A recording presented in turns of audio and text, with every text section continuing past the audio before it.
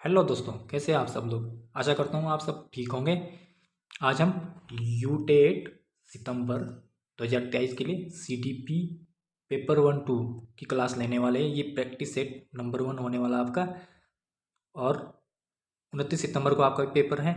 तो ये क्लास आपके लिए बहुत ही महत्वपूर्ण होने वाली है। तो चलिए आज का अगला क्वेश्चन। आज का जो पहला क्वेश्चन है वो है, दृश्य बिंब एवं प्रतिरूप निर्माण का कौशल क्या कहलाता है। तो ये दोस्तों, इसका जो राइट आंसर है वो है आपका पहला ऑप्शन नंबर ए, स्थानिक देशिक, यानी कि स्पाशियल स्पाशियल इंटेलिजेंस। यानी कि ये किस में होती है, ये वाली बुद्धि आपकी जैसे मूर्ति बनाने वाले होते हैं, ठीक है। और तार्किक तार्किक बुद्धि किस में होती है, जैसे गणितज्ञ और लॉजिकल, जो लॉजिक लगाते हैं। गतिबोधक बुद्धि किस में होती है, जैसे काइनेस्टिक इंटेलिजेंस वाले होते हैं, जैसे खिलाड़ी आदि। अगला क्वेश्चन है आज का, लोग जिनका IQ 90 से 190 रेंज के मध्य होता है, उनकी जो बुद्धि होती है वो कितनी होती है औसत। इसमें सबसे पहले आपको तीन चीज़ें ध्यान में रखनी है। एक तो सबसे कम जो होता है, जड़ जड़ बुद्धि जिसको बोलते हैं, उसके होता है 25 से कम, ठीक है। अगला आपका जैसे औसत बुद्धि जो होती है, औसत बुद्धि होती है आपकी 90 से 109 के बीच में। और दूसरा आपका जैसे सामान्य सामान्य से जो ऊपर होता है वो होता है आपका 109 से 119 तक। और एक अल्प बुद्धि होता है वो 25 से लगभग कम नीचे ही होता है, ठीक है। तो इसका जो राइट आंसर है आपका वो है आपका ऑप्शन नंबर सी। इसका जो औसत बुद्धि की जो वैल्यू होती है वो कितनी होती है आपकी, वो होती है आपकी 90 से 109 के बीच में। और सामान्य से जो उच्च बुद्धि होती है वो होती है आपकी 109 से 119 के बीच में, ठीक है। और श्रेष्ठ बुद्धि जो होती है वो क्या होती है, सुपरियर, जो सबसे ज़्यादा होती है, ठीक है। अगला क्वेश्चन है आपका,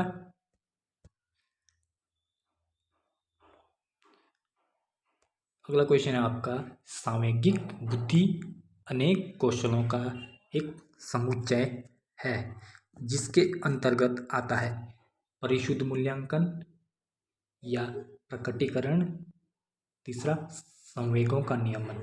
तो इसका जो राइट आंसर रहने वाला दोस्तों वो है आपका ऑप्शन नंबर डी, ठीक है। Option number C. इसमें क्या आता है, तीनों आते हैं, परिशुद्ध मूल्यांकन भी आता है, प्रकटीकरण भी आता है आपका, और संवेगों का नियमन नियमन भी इसके अंतर्गत आता है, ठीक है।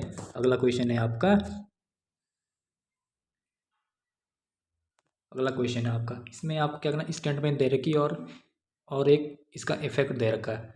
तो इसको देखना आपके, शोध अध्ययनों द्वारा यह पुष्ट किया गया कि टीवी के कार्यक्रम क्या होते हैं बच्चों, आकर्षक होते हैं, ठीक है। इसलिए बच्चे अपना बहुत अधिक समय उन्हें देखने में क्या करते हैं, व्यतीत करते हैं, बिताते हैं, ठीक है। तो इसका जो प्रभाव क्या रहने वाला बच्चों पर, तो यह क्या बोलता है, यहाँ उनकी पढ़ने लिखने की जो आदत है तथा बाह्य जो गतिविधियाँ हैं उनमें क्या करता है, ये कमी लाता है, जैसे खेलना कूदना है, ठीक है। तो इसका जो राइट आंसर है वो आपका ऑप्शन नंबर ए, कथन और प्रभाव दोनों क्या है, सत्य है, ठीक है।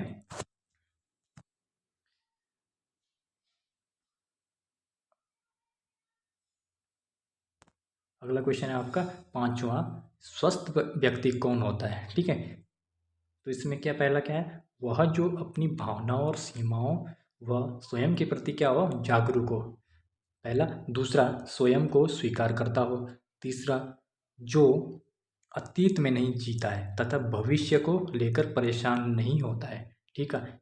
इसका जो राइट आंसर है आपका ऑप्शन नंबर बी, यानी कि ये तीनों होनी चाहिए स्वस्थ व्यक्ति में, ठीक है। अगला क्वेश्चन है आपका छठा, संज्ञानात्मक कौशल क्या होते हैं। इसका जो राइट आंसर है आपका वो है ऑप्शन नंबर सी, आलोचनात्मक चिंतन में संलिप्तता।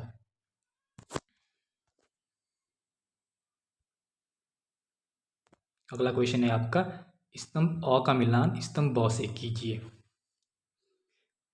पहला, शारीरिक विकास, मानसिक विकास, नैतिक विकास, सामाजिक विकास, ठीक है। और स्तंभ ब में क्या दे रखा, नैतिक कहानियाँ, ब में दे रखी है आपकी, बी में खेल एवं व्यायाम, सी में दे रखी है आपका भाषा और गणित, और डी में दे रखी है आपका समूह कार्य। तो इसका जो राइट आंसर है आपका वो है ऑप्शन नंबर ए।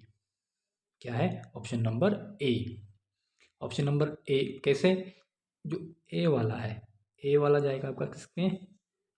ए वाला जाएगा आपका ऑप्शन नंबर 3 में, ठीक।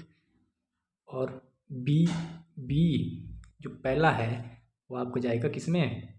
बी में। किसमें? बी में, ठीक है। और भाषा और व्यायाम वाला जाएगा किसमें? बी में, ठीक है।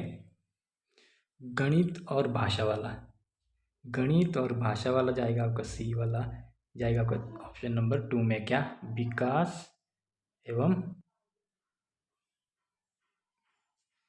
और लास्ट जो डी है आपका वो किस में जाएगा? आपका डी जाएगा आपका चौथे में, सामाजिक विकास में, ठीक।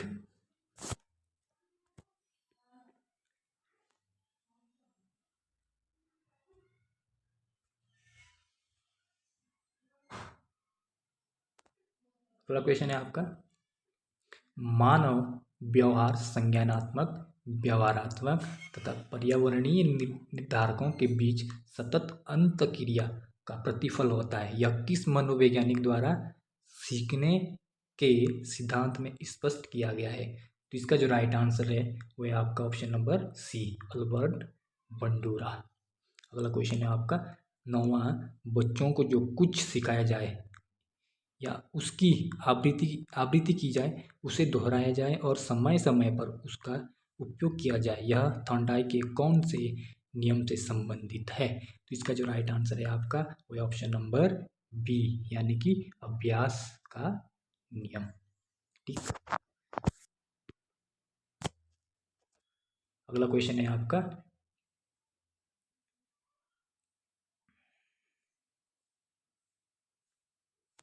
अगला क्वेश्चन है आपका, स्मृति स्तर के सीखने में अंतर्निहित चार प्रक्रियाओं का क्रम क्या होता है? ठीक है। इसमें सबसे पहले क्या होता है? इसमें सबसे पहले होता है प्रत्यक्षीकरण होता है, फिर क्या होता है आपका धारणा होती है, फिर प्रत्यस्मरण होता है, बाद में क्या होता है आपका पहचान, यानी कि परसेप्शन, टेंशन, रिकॉल और रिकॉग्निशन, ठीक है। इसका जो राइट आंसर है आपका ऑप्शन नंबर डी। अगला क्वेश्चन है आपका 11वां, शिक्षार्थी से संबंध शिक्षा से संबंधित शिक्षण अधिक्रिया को प्रभावित करने वाले कारक क्या क्या होते हैं? ठीक है। तो इसमें जो राइट आंसर है आपका ऑप्शन नंबर डी, यानी कि आपका जो 3 के थी, शारीरिक एवं मानसिक स्वास्थ्य, आयु एवं परिपक्वता, अभिप्रेत का स्तर और इच्छा शक्ति, ठीक है। ये ऑप्शन नंबर डी आपका सही हो जाएगा। अगला क्वेश्चन है 12वां, यदि पाठ्य सामग्री अथवा सिखाई जाने वाली क्रिया क्रिया का बच्चों के जीवन से कोई संबंध नहीं होता है तो क्या होगा? इसका जो राइट आंसर है आपका ऑप्शन नंबर क्या है आपका सी, ए बी। बच्चे सीखने में रुचि नहीं लेते हैं, ठीक है। उन्होंने सीखने में उनको सीखने में क्या हुई? कठिनाई होती है, ठीक है। इसका जो राइट आंसर है आपका ऑप्शन नंबर सी।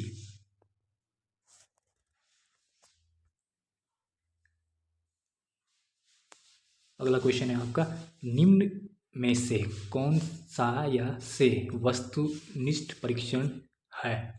तो इसका जो राइट आंसर है आपका ऑप्शन नंबर डी, यानी कि सभी सत्य असत्य प्रकार के आइटम मिलान करो या बहुविकल्पी है, ये क्या है आपके वस्तुनिष्ठ परीक्षण के तत्व हैं, ठीक है। अगला है, भारत में स्वतंत्रता संघर्ष पर एक निबंध लिखे, यह उदाहरण किसका है? किस चीज़ का उदाहरण है ये? तो इसका जो राइट आंसर है आपका ऑप्शन नंबर ए, किसका? विस्तारित उत्तरीय निबंध प्रश्न, यानी कि extending response is a question, ठीक है। अगला क्वेश्चन है आपका ऑप्शन 15वां, भारत नई दिल्ली यूके, यह उदाहरण क्या है? इसको क्या करना आपको? पहचानना है, ठीक है। इसका जो राइट आंसर है आपका वो है आपका ऑप्शन नंबर सी, सादृश्यता पर आधारित प्रश्न, ठीक है, यानी कि एनालॉगी बेस क्वेश्चंस।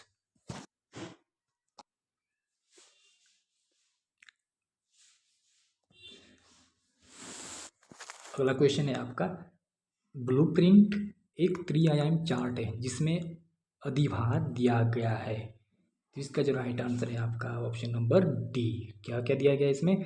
आकलन के उद्देश्यों को दिया गया है, और विषय के क्षेत्रों को दिया गया है, और प्रश्नों के प्रकार को दिया गया है। अगला क्वेश्चन है आपका 17वां, सीखने के प्रतिफल है। ठीक है, क्या है इसका? इसका जो राइट आंसर है आपका ऑप्शन नंबर सी, क्या? आकलन के मानक। ठीक है,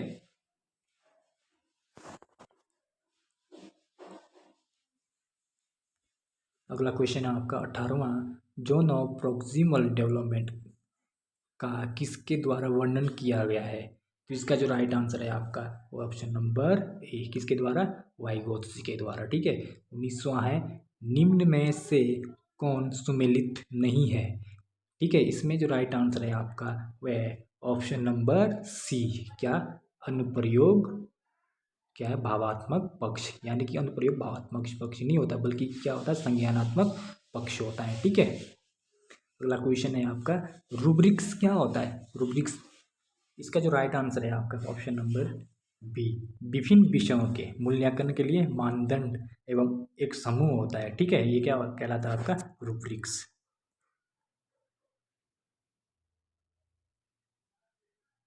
अगला क्वेश्चन है आपका, विद्यार्थियों की प्रगति रिपोर्ट में क्या क्या चीज़ें होनी चाहिए? ठीक है, तो इसका जो राइट आंसर है आपका ऑप्शन नंबर सी, क्या क्या होना चाहिए? विद्यार्थियों के विभिन्न विषयों में प्राप्त संप्राप्ति का विवरण होना चाहिए, और दूसरा क्या है? विद्यार्थियों के व्यक्तित्व के विभिन्न पहलुओं का विवरण भी होना जरूरी है। ठीक है, अगला क्वेश्चन है आपका, सृजनवादी दृष्टिकोण से सीखना क्या है? तो इसका जो राइट आंसर है आपका वो ऑप्शन नंबर सी, सीखना एक क्या है? सक्रिय और अर्थपूर्ण प्रक्रिया है। यानी कि learning is an active and meaningful process.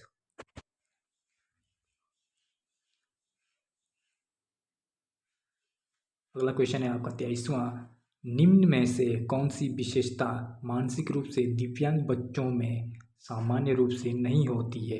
एक, विलंबित प्रतिक्रिया, सामाजिक बुद्धि में कमी, या फिर विकासात्मक माइलस्टोन में विलंब, या याद करने की क्षमता। इसका जो राइट आंसर है आपका वह ऑप्शन नंबर डी, क्या?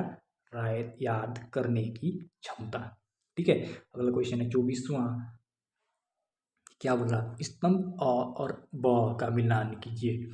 ठीक है, इसमें जो राइट आंसर रहने वाला आपका वह option number C, option number C. ठीक है,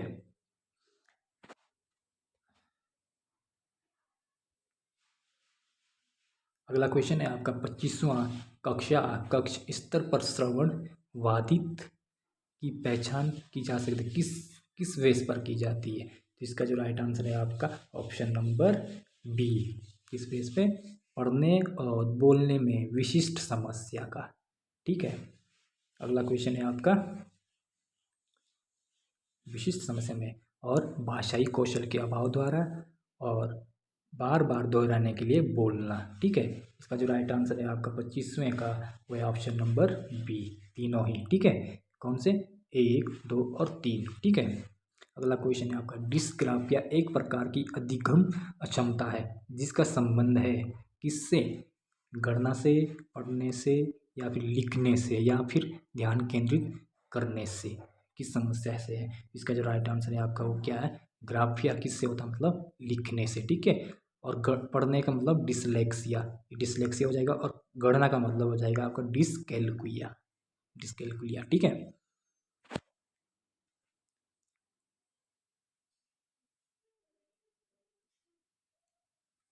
अगला क्वेश्चन है आपका 27वां,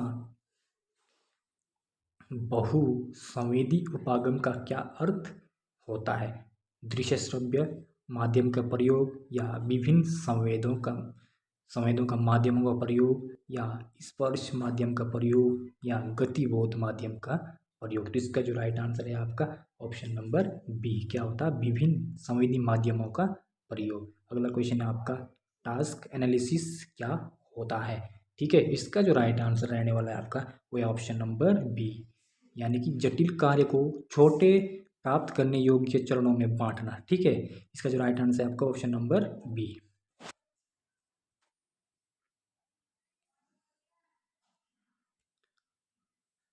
अगला क्वेश्चन दोस्तों, एक अध्यापक के रूप में लड़कियों की सकारात्मक छवि को उजागर करने के लिए क्या करना चाहिए आपको? उनकी क्षमताओं को उजागर करना, या फिर पुरुषों के कार्य अथवा महिलाओं के कार्य जैसा कोई विभाजन नहीं होना चाहिए। सी, उन्हें स्वावलंबी बनने के लिए प्रोत्साहित किया जाए, या डी, उपरोक्त सभी। तो इसका जो राइट आंसर है आपका ऑप्शन नंबर डी। अगला क्वेश्चन है, लास्ट क्वेश्चन है आज का। मैस्लो के सिद्धांत के अनुसार आवश्यकताओं का क्रम क्या होता है? तो इसका जो राइट आंसर है आपका ऑप्शन नंबर सी। क्या है आपका? Option number C. Option number C. क्या क्या होना चाहिए? एक तो शारीरिक होना चाहिए, दूसरा सुरक्षा होनी चाहिए, फिर आपका क्या होना चाहिए? प्रेम और अपनत्व, ठीक। फिर आपका क्या होना है? आत्मसम्मान होना चाहिए। फिर क्या होना है? आत्मसिद्धि होनी चाहिए।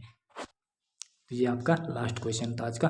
दोस्तों, अगर आपको ये क्लास पसंद आए तो प्लीज़ लाइक, शेयर, सब्सक्राइब ज़रूर करें और कमेंट ज़रूर करें। और कमेंट में ये भी लिखें कि आपके लिए मैं अगली क्लास किस विषय में ले आऊँ। Thank you so much. जय हिंद।